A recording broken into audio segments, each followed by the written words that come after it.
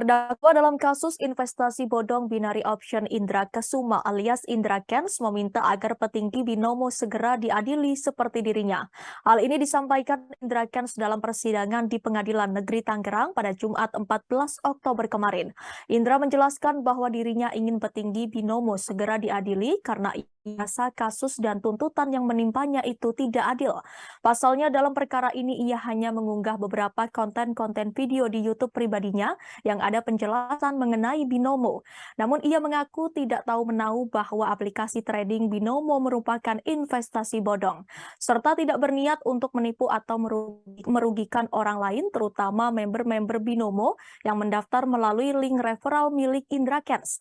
Tidak hanya itu, Indra menyebut tudingan bahwa dirinya selama ini mengambil keuntungan 70% atas kerugian atau kekalahan member baru di binomo yang bergabung melalui link referral miliknya tidak benar. Menurut Indra Kents, selama ini uang sebesar 70% dari kekalahan permainan trading para korban yang ada tidak pernah masuk ke rekeningnya.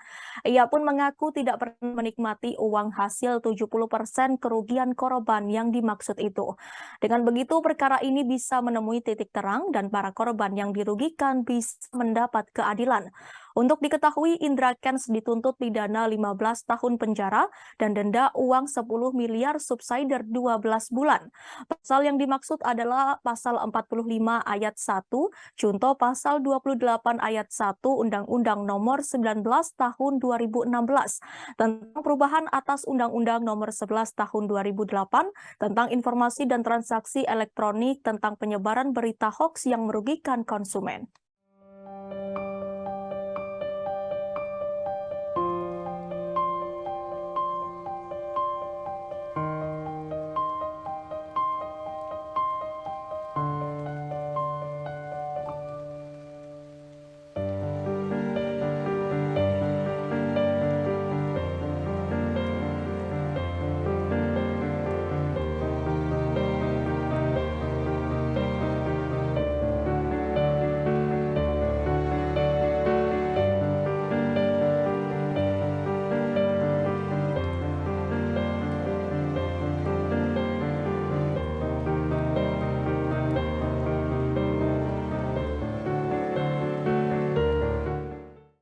Hai pemirsa Sri Popo TV, jangan lupa komen, like, dan subscribe, serta tonton terus berita-berita terupdate lainnya ya.